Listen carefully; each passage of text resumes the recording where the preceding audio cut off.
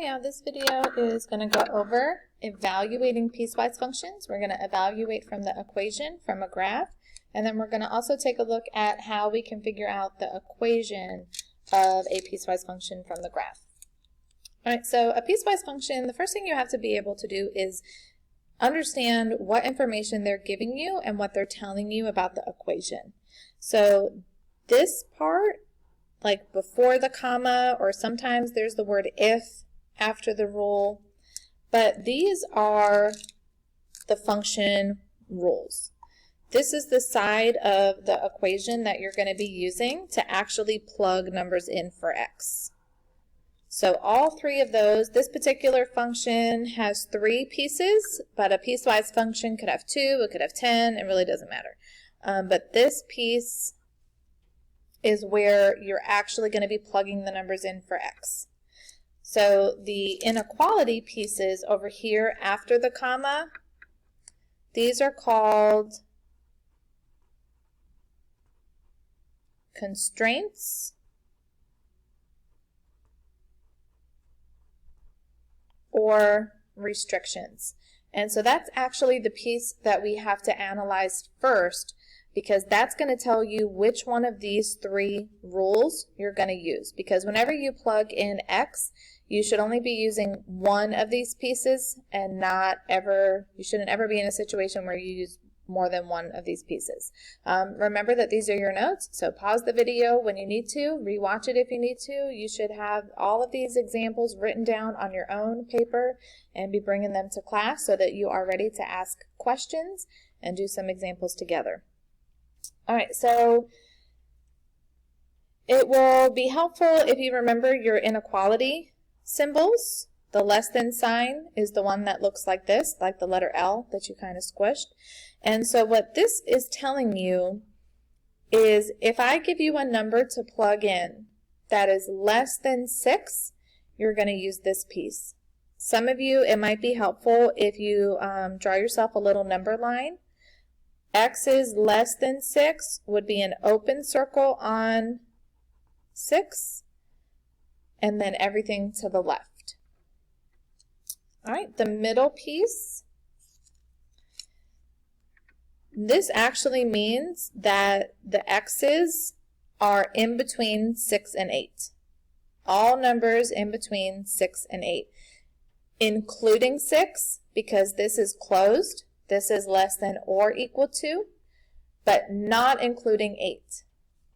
So if I were to draw this on a number line, there would be a closed circle on 6, an open circle on 8, and any number in between. All right, and then my last constraint,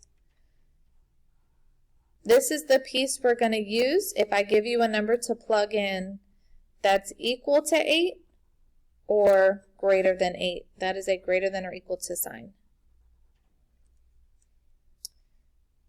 So the domain is all real numbers because I have the entire number line is shaded in. So I can give you any number to plug in for x, and that number would fall on one of these 3 number lines, and that's the piece that we're going to use. This is where we're going to actually plug in our values of x. All right, so for the first example, I have given you f of 8. So if I wanted to plug in the number 8, the first thing that I'm going to look at is, where is 8? Is 8 less than 6? No. Is 8 in between 6 and 8? Well, maybe, but this doesn't include 8, so that's a hard no. 8 is included on this last one because this last piece is all numbers equal to 8 or greater than 8. So that means I'm going to take this rule and I'm just going to plug in wherever I see an x. I'm going to replace it with 8 and plug it in and see what we get. So I'm cheating. I brought a calculator over. But that comes out to equal 32. All right, so the next one, now I want to plug in 4. So now I have to look at my inequality piece and figure out where 4 fits. Is 4 less than 6? Yes, it is. So I'm going to use this first rule. I'm going to plug in 4 wherever I see x. So 2 times 4 minus 1 is 7. All right, next one.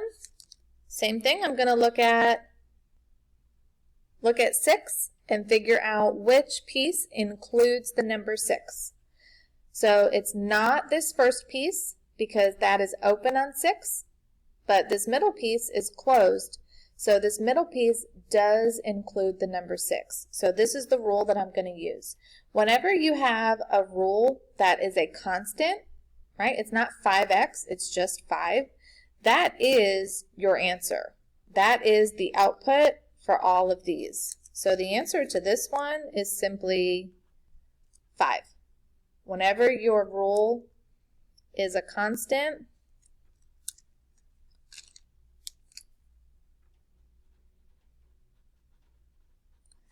that just equals the answer. The answer is just 5 if you're using that middle piece.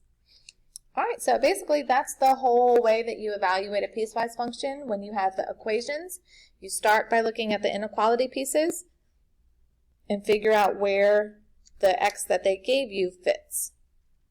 All right, from a graph. So again, pause it, copy this graph. These are the examples that we're going to do. So keep in mind when we're dealing with a graph, and first of all, this graph does not match the original equation. This is a totally separate problem. But remember that I am giving you the x value, and you need to produce the y value. I'm telling you what x is going in, and your answer is the output.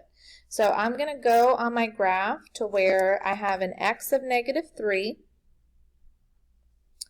and I'm going to look for that point on my graph. So since that is the point -3, 1, since that's the point that has a -3 as the x, my output is 1. All right, the next one, we have -2 as our x. So I'm going to go to -2 on my x-axis. All right, now this is a situation where we have 2 points. We have an open circle and we have a closed circle. An open circle has no value. This means it's approaching -2, but an open circle means it will never actually equal -2. So if you have a choice between open and closed, you are always going to pick the one that is closed. So this is the point -2, 4. So the output of that point is 4. All right, when x is 1, same thing. We have a closed circle and we have an open circle, and we are always going to pick the one that is closed. Open circles do not have a value. So 1, this is the point 1, 2. So when x is 1, y is 2. All right, and the last example, when x is 3, there's my point. So when x is 3, y is -2. All right, so you're just finding the ordered pair that has the x that I gave you, making sure that you don't give me any open circles, only closed circles. And your goal is just to give me the y value. All right, so let's talk about how to figure out the equation of this graph. So you do not have to produce the equation from scratch, but you are going to have matching activities where you have to match an equation to a graph. So there's a couple of ways that we can kind of shorten our guessing. So most of your piecewise functions are all linear, but you should remember what a quadratic looks like, what a cubic looks like, what an absolute value looks like, what a square root equation looks like, because if you see characteristics of those, pieces, you would know to look for that equation in your choices. But mine is all linear. So I'm going to draw this. I draw this for my Math 1 kids. But this is Mr. Slope Guy. I know it's been a long time since you have written equations of lines. And again, you don't technically have to write the equation, but you should recognize lines with a positive slope, lines with a negative slope. You won't see vertical lines because these are functions and a vertical line is not a function, but there are horizontal lines that have a slope of 0. So first of all, my equation should have 3 pieces to it because I have 3 separate pieces of my graph.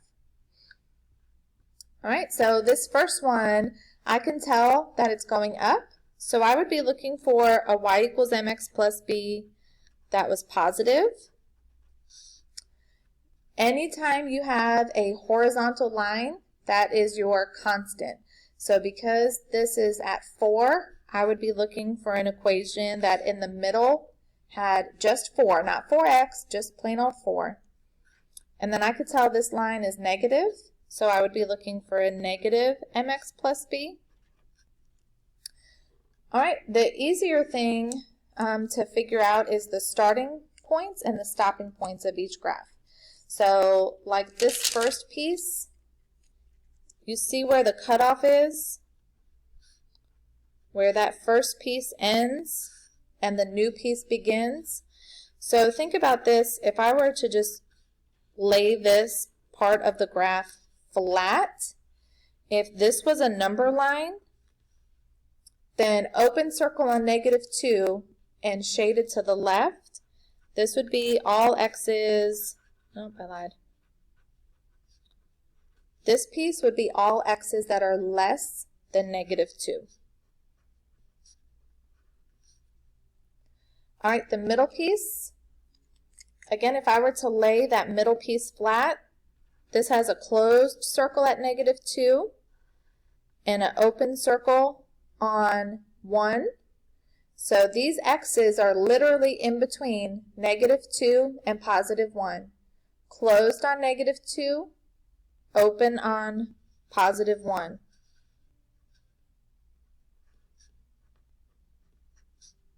Closed on -2, open on +1, and x is literally in between them. And those are all less than signs. All right, and then the last piece, if I were to lay this part of the graph down flat, this would have a closed circle at 1, and then all my x's are going to the right. So this would be all x's that are greater than or equal to 1. All right, so make sure you have copied all of those down, and I expect you to have questions when we meet again tomorrow.